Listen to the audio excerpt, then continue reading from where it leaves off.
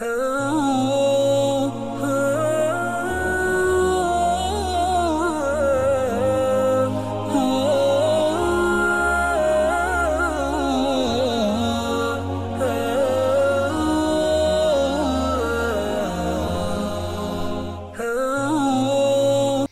علیکم ورحمۃ اللہ وبرکاتہ۔ ناظرین و حضرات، میں ہوں آپ کے ساتھ آپ کا میزبان عبدالواجد اور آپ دیکھ رہے ہیں تسنیم ٹی وی۔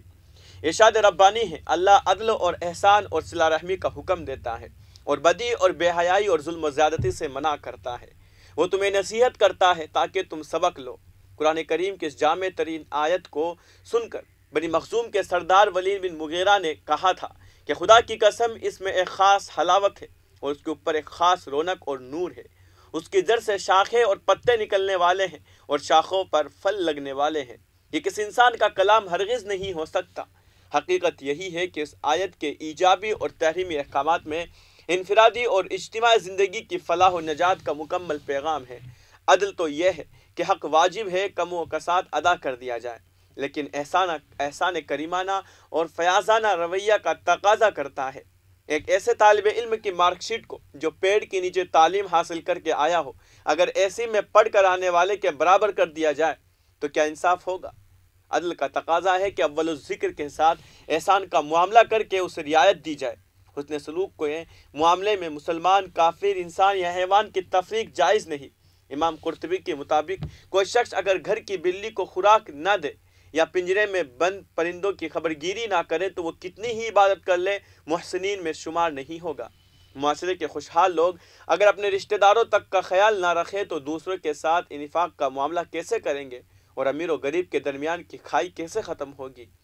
یوم جمہوریہ کے موقع پر بڑے شد و مد کے ساتھ آئین ہند کی تمہید جھوم جھوم کر پڑھنے والے بھول جاتے ہیں کہ اس میں درج سماجی، معاشی اور سیاسی انصاف کا خواب اس آیت پر عمل درآمد کے بغیر شرمندہ تعبیر نہیں ہو سکتا۔ ایک صحت مند معاشرے کی تعمیر کے لیے اسے بے حیائی اور بدکاری سے پاک کر کے اس میں نیکی اور بلائی کا فروغ لازمی ہے۔ اس کے علاوہ اگر کسی سماج میں ظلم و زیادتی کا بول بالا ہو، حکمران اور سرمایہ دار اپنی قوت و طاقت کے زور و اثر سے ناجائز کمزوروں کو دبانے لگے، اپنے حدود سے تجاوز کر کے دوسروں کے حقوق پر دست درازی کرنے لگے، تو آئین میں درج خیال اظہار عقیدہ، دین اور عبادت کی آزادی کا تعین کیوں کر ممکن ہو سکے گا، اور باعتبار حیثیت اور موقع مساوات کیسے قائم ہوگی؟ ان دونوں کی عدم موجودگی از خود تمہید کی چوتھی شق یعنی اخوت کا نہ فروغ ہو سکے گا اور نہ ہی فرد عظمت قوم کے اتحاد اور سالمیت کو برقرار رکھا جا سکے گا۔ ان اہداف کے حصول کی خاطر مذکورہ آیات کے مطابق ظلم و زیادتی کی روک تھام ناگزیر ہے۔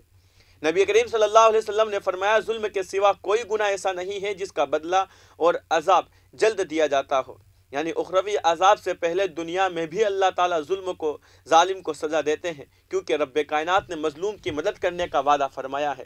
انسانی تاریخ شاہد ہے کہ کسی معاشرے میں اگر فحاشی، منکرات اور ظلم و ستم کا بازار گرم ہو جائے تو اس کے خلاف لوگ اپنے ضمیر کی آواز پر احتجاج کرنے لگتے ہیں۔ انسانی سوسائٹی نے ہمیشہ ایسے نظاموں کو اکھاڑ کر پھینک دیا ہے۔ اللہ کی طرف سے عدل و احسان کا حکم دینا اور فحاشی، منکرات اور ظلم سے منع کرنا فطرت سلیمہ کے عین مطابق ہے۔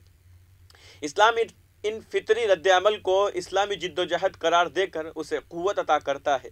یہی وجہ ہے کہ آیت کا اختتام وہ تمہیں نصیحت کرتا ہے تاکہ تم سبق لو۔ عدل و انصاف کا قیام فطرت انسانی کا تقاضا ہے۔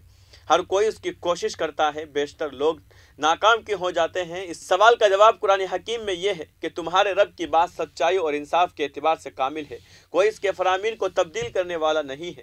یعنی عدل و صدق کے حوالے سے جو احکامات رب کائنات نے نازل فرمائے ہیں ان میں حذف و اضافہ کا اختیار کسی فرد بشر کو نہیں ہے، اور اگر کوئی کھلے عام یا پس پردہ سرکشی کرتا ہے تو اسے خبردار کر دیا گیا ہے کہ وہ سب کچھ سنتا اور جانتا ہے۔ اس کے بعد والی آیت کو گویا عصر حاضر کے لیے ہی فرمان خداوندی ہے، اور اے محمد صلی اللہ علیہ وسلم، اگر آپ ان لوگوں کی اکثریت کے کہنے پر چلو جو زمین میں بستے ہیں تو وہ آپ کو اللہ کے راستے سے بھٹکا دیں گے، وہ تمہیں محض گمان پر چلتے اور قیاس آرائیاں کرتے ہیں۔ اس دور کا فتنہ عظیم یہ ہے کہ الہامی ہدایت کو پس پشت ڈال کر اکثریت کی رائے کو معیار حق قرار دے دیا گیا۔ اس کی آڑ میں شاطر لوگوں نے اپنی من مانی لوگوں پر تھوپنا شروع کر دی اور دنیا ظلم و فساد سے بھر گئی، نیز عدل و قسط کا جنازہ اٹھ گیا۔ اللہ تعالیٰ ہمارا حامی و ناصر ہو۔ تو فی الحال کی اس رپورٹ میں بس اتنا ہی، مجھے دیجیے اجازت اور آپ دیکھتے رہیے تسنیم ٹی وی، آپ کے میزبان عبدالواجد کے ساتھ۔ اللہ حافظ۔